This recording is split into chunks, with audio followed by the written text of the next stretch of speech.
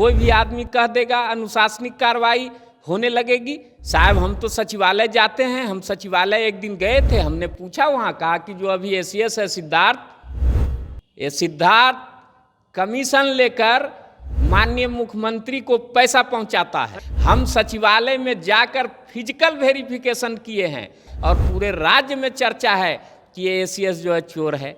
हम भी गए सचिवालय, हमने भी पूछा इनके बारे में, हमारे पास वीडियो रिकॉर्डिंग है।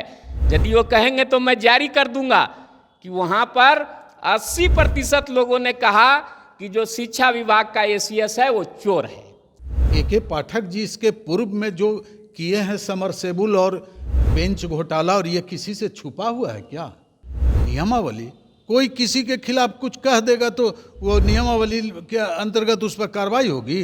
बिहार सरकार और शिक्षा विभाग ने अब विशिष्ट शिक्षक नियमावली में बड़ा बदलाव किया है। इस बदलाव के बाद लगातार शिक्षक संघ व शिक्षकों में आक्रोश देखने को मिल रहा है। अभी इन तमाम मुद्दों को लेकर के भी हमारे साथ बात करने के लिए प्राथमिक शिक्षक संघ के दो शिक्षक नेता हैं, शैलेंद्र शर्मा जी हैं और मनोज कुमार जी हैं। पहले हम बात करते हैं शैलेंद्र शर्मा जी से। सर, इस नियमावली को किस तरह से आप देख रहे हैं? एक काला कानून और काला अध्याय है।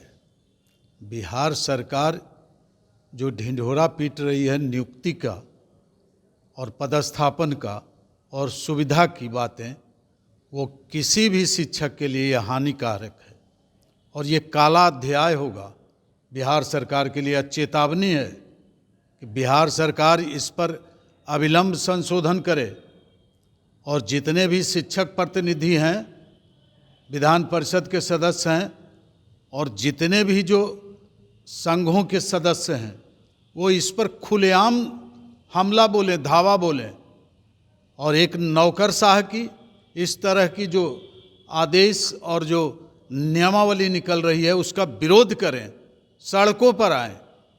ये नियमावली से परेशानी क्या है? नियमावली, कोई किसी के खिलाफ कुछ कह देगा तो वो नियमावली के अंतर्गत उस पर कार्रवाई होगी। शिक्षकों को, शिक्षक क्या हैं? कोई अपराधी हैं क्या? समाज से जुड़े हुए और देश को नई दिशा और देश के भविष्य को आगे बढ़ाने का काम करते हैं और उनके खिलाफ कोई आम लोग कह दे, कोई लड़का कह दे, कोई विद्यार्थी कह दे, कोई छात्रा कह दे, कोई आरोप लगा दे तो आप कार्रवाई करेंगे? और आप पर आरोप लगेगा कि ये घूसखोर है, भ्रष्टाचार, सचिवालय से लेकर एसीएस के कार्यालय से लेकर प्रखंड शिक्षा पदाधिकारी तक में भ्रष्टाचार फैला हुआ है, ये भ्रष्ट हैं, तो आप पर कार्रवाई होगी क्या? आप लोग तो लगातार इस मुद्दे को उठाते आए हैं कि पूरी तरह से शिक्षा विभाग के जो पदाधिकारी हैं भ्रष्टाचार में लिप्त हैं, तो आखिर सरकार क्या कर रही है? क्यों नहीं उन लोगों के बारे में जांच कर रही है? क्यों नहीं उन लोगों पर कार्रवाई कर रही है? क्या लगता है? बिल्कुल कार्रवाई नहीं कर रही है, चूँकि कमीशन मिड डे मील से लेकर और आवेदन देने तक, उनके वेतन भुगतान तक, उनका एरियर भुगतान तक और पदोन्नति अपौन्नति की बात तो छोड़ दीजिए, सरकार उसके प्रति लापरवाही बरत रही है। ऐसी स्थिति में सरकार के खिलाफ, ये जो शिक्षक के खिलाफ क्यों नहीं, शिक्षक के खिलाफ जो बातें होगी नियमावली के तहत, वो सरकार के खिलाफ क्यों नहीं होगी? ये नौकरशाहों के खिलाफ क्यों नहीं होगी? ये चले हैं बहुत अपने को, शिक्षक को अपराधी करार देने के लिए, और शिक्षक की बर्खास्तगी का बात करते हैं। क्या न्यायालय नहीं है? न्याय तो मांगेंगे और न्याय एकजुटता के आधार पर होगा और एक आंदोलन सख्त होने जा रहा है। ऑल इंडिया का हम लोग अभी आज बैठक है एग्जीक्यूटिव कमेटी की और कल IMA हॉल में सम्मेलन है, इसमें ये प्रस्ताव आने जा रहा है। समाचार पत्रों में आप देखेंगे और आप के माध्यम से हम बोल रहे हैं कि सरकार के खिलाफ आवाज़ उठेगी और समाधान भी सोचना होगा सरकार को। सर, क्या लग रहा है जिस तरह से नियमावली लाया गया है उसके बाद लगातार देखने को मिल रहा है करीब 2 साल से शिक्षा विभाग जो है सुर्खियों में है अपने एक के बाद एक आदेश को लेकर। अब जिस तरह का आदेश निकाला जा रहा है कि शिक्षकों को पर कार्रवाई की जाएगी, उन्हें बर्खास्त कर दिया जाएगा, लेट से आएंगे तो, या किसी तरह का दंडात्मक कार्रवाई की जाएगी, तो क्या लग रहा है कि पूरी तरह से शिक्षा विभाग शिक्षकों पर हावी हो चुका है? देखिए, अभी जो सरकार नियमावली बार बार लाई और हमेशा संशोधन कर रही है, इससे स्पष्ट होता है कि सरकार ने जो पूर्व में नियमावली बनाई वह गलत नियमावली थी और अभी भी जो संशोधन कर रही है मात्र दिखावे के लिए कर रही है कि इस राज्य की जनता को लगे कि सरकार शिक्षकों के हित में सोचती है। लेकिन हकीकत यह है कि सरकार बिल्कुल शिक्षा विरोधी और शिक्षक विरोधी हो चुकी है। ये साबित हो रहा है इनके कारनामे से। आप नियमावली में संशोधन करते हैं, कहाँ जानते कि जो हमारे स्थानीय निकाय द्वारा नियुक्त शिक्षक हैं उनको सेवा निरंतरता का लाभ दे देते। या सबसे तो बड़ी मांग हम लोगों की है कि जो केंद्र में टीचर का जो सेवा शर्त है, जो अनुशंसित वेतनमान है, केंद्रीय वेतनमान है, वो दे देते। तो आपको डंडी मारी करनी है, और उस डंडी मारी में है कि कितना करना है, क्या करना है। कोई भी आदमी कह देगा अनुशासनिक कार्रवाई होने लगेगी। साहब हम तो सचिवालय जाते हैं, हम सचिवालय एक दिन गए थे, हमने पूछा, वहाँ कहा कि जो अभी ACS है सिद्धार्थ कमीशन लेकर माननीय मुख्यमंत्री को पैसा पहुंचाता है। सर, ये बहुत गंभीर आरोप आप लगा रहे हैं। ये जनता की आवाज़ में कह रहा हूँ मैं। अब जनता ने जो कहा, जैसे बच्चे से पूछते हैं ना कि टीचर पढ़ा रहा है कि नहीं पढ़ा रहा है, अच्छा पढ़ाता है कि नहीं पढ़ाता है, ये ऑनलाइन स्कूल का वेरिफिकेशन करते हैं। हम सचिवालय में जाकर फिजिकल वेरिफिकेशन किए हैं, और वहाँ आम आवाम में ये चर्चा है और पूरे राज्य में चर्चा है कि ये ACS जो है चोर है। तो क्या ये ACS गद्दी छोड़ेंगे? क्या ये इस्तीफा देंगे ACS के पद से? इसलिए कहने से कुछ नहीं होता है, और सरकार में नियम बना हुआ है। पूर्व में ही मुख्य सचिव का पत्र है कि यदि कोई आरोप लगाता है तो आरोपकर्ता को साक्ष्य और एफिडेविट दोनों उपलब्ध कराना होगा, तभी सामने वाले पर कार्रवाई होना है। लेकिन सरकार जो मुख्य सचिव का पत्र है, उस पत्र को दरकिनार करके कहीं कोई बच्चा कह दे, कहीं कोई कह दे। आप जाइए किसी भी स्कूल में और उसके चार दीवाली से बाहर आप पूछिए कि टीचर यहाँ पढ़ाते हैं, टीचर स्कूल आते हैं, खाना यहाँ बनता है, तो उसमें 80% जनता कहेगी जो कभी विद्यालय नहीं आई है, जिनका बच्चा कभी विद्यालय नहीं आया है, वो कहेगा कि जो है सुना मास्टर साहब आवा थे। यदि आप कहिएगा कि अरे मास्टर साहब तो अभी हैं, तो हाँ जदा कदा आज आल होंगे। इस तरह की बात है। इस तरह की बात पर यदि ये शिक्षकों पर कार्रवाई करने लगेंगे, और बच्चों के सामने ये गंभीर बात है, मैं आरोप इन पर इसीलिए लगा रहा हूँ कि ये बच्चों के सामने हमारे शिक्षकों को जलील कर रहे हैं। और मैंने प्रशिक्षण में पढ़ा है, ACS साहब शायद टीचर का प्रशिक्षण नहीं लिए होंगे, वो IAS हैं। मैंने प्रशिक्षण में पढ़ा है कि यदि किसी के बच्चे को बिगाड़ना है तो उसके बच्चे के सामने उसके शिक्षकों का शिकायत करिए, और ये चीज़ उसको बच्चा के दिमाग में भरिए कि जो तुमको पढ़ाने वाला शिक्षक है उसको ज्ञान नहीं है, वो चोर है, बेईमान है, चरित्रहीन है। इसका नतीजा क्या होगा कि शिक्षक की बात को बच्चा कभी नहीं समझेगा, चाहे वो शिक्षक कोई भी हो, चाणक्य ही क्यों ना हो, उनकी बातों को बच्चा नहीं समझेगा। और ये काम खुद ACS कर रहे हैं, शिक्षकों को अपमानित करने का, शिक्षकों को जलील करने का बच्चे से पूछ रहे हैं। हम भी गए सचिवालय, हमने भी पूछा इनके बारे में, हमारे पास वीडियो रिकॉर्डिंग है। यदि वो कहेंगे तो मैं जारी कर दूंगा कि वहाँ पर 80% लोगों ने कहा कि जो शिक्षा विभाग का ACS है वो चोर है। क्या मुख्यमंत्री इन पर कार्रवाई करें? मैं उनको वीडियो भेज दूं? तो इस तरह की बात बिल्कुल गलत बात है। और जो नियमावली ये ला रहे हैं वो नियमावली बिल्कुल ही गलत है।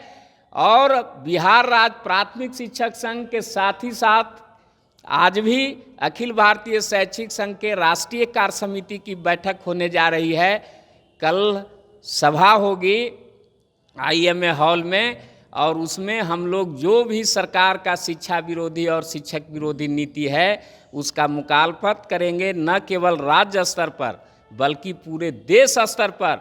और जो अफसर सोचते हैं देश को आज़ादी दिलाने में शिक्षकों की भूमिका सबसे अधिक रही थी, और आज ये लोग IAS IPS और राजनेता हो गए हैं तो शिक्षकों को ही अपमानित करना चाहते हैं। ये कभी बर्दाश्त नहीं करेगा शिक्षक संगठन।